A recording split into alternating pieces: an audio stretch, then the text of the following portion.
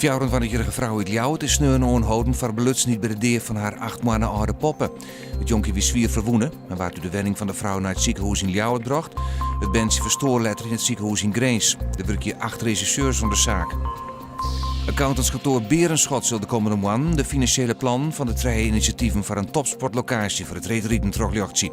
Eerder zo Ernst & Young de berekeningen dwan, maar Almere weet je net mee eens, omdat dat kantoor ik zaken doet voor de provincie Friesland. Het lijkt erop dat de provincie en de gemeenten Haas en Frensiterdeel omkocht worden door Frisia Zout. Dat zei GreenLinks. Het zou gaan om een compensatie van 2 miljoen euro van het zoutfabriek voor de skiën door de zoutwinning. Als ruil mochten er dan geen skierclaims in tjenen worden. Onbekenden hebben juist er een pinautomaat op een Spanjaars leen in Ljouwert opblaast. De ski is goed 6.000 euro. Bij het opblazen is mogelijk zwier vuurwerk gebruikt.